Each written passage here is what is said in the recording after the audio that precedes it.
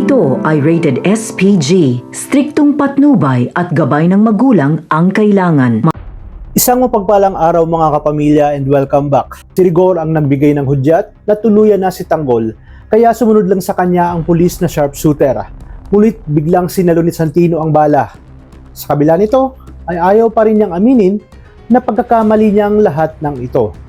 Dahil sa gustuhan ni Rigor na tuluyang masukol itong si Tanggol at ang kanyang mga kasamahan, ay nauwi ang lahat sa isang malaking pagkakamali na kailanman ay hindi niya na maibabalik.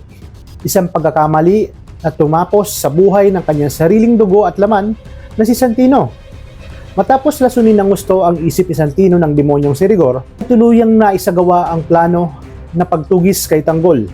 At dahil naramdaman ni Santino na walang nagbago kay Tanggol at mahal talaga siya nito, ay biglang nagbago ang ihip ng hangin. Nailabas na kasi ni Santino ang kanyang lahat ng sama ng loob at galit dito kay Tanggol. Sa kabila nito ay sinabi ni Tanggol na hindi niya magagawang patayin ang mag-ina nito dahil kapatid niya at mahal na mahal niya daw ito.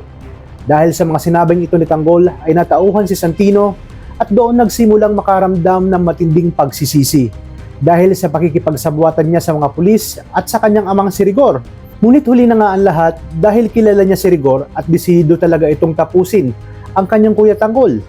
Habang nakatayo sila ni Tanggol, iniyakap niya ito ng mahigpit at humingi ng tawad. Dahil sa kabila ng kanyang kabalintunaan, ay naging napakabuti pa rin ito sa kanya. Tunay ng totoong kapatid at pagmamahal ang ipinakita nito at ipiniramdam sa kanya simula pa ng mga bata pa sila. Ang tanging nagawa na lang niya ay sabihin kay Tanggol na isang malaking setup ito, kaya tumakas na umano ito dahil napapalibutan na sila ng kapulisan sa pangunguna ng kanyang tatay Rigor. At habang may pagkakataon pa, ay tumakas na nga daw ito.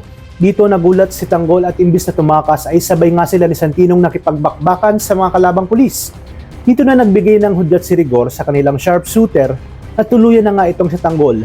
Ngunit itong si Santino ay hindi nag-atubiling iligtas ang kanyang kuya Tanggol. Sa bilis ng pangyayari ay nagawa niyang itulak ito. Dahilan kaya't sa kanya tumama ang bala na dapat para kay Tanggol. Maging si Rigor ay natulala at hindi makapaniwala sa ginawang ito ni Santino. Dito bumuhos ng luha at emosyon dahil sa nangyaring ito.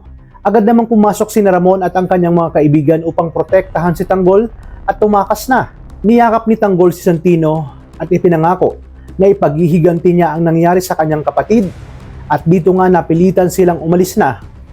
Dito napapasok sa eksena si Rigor at isisisi na naman kay Tanggol ang nangyaring ito kay Santino.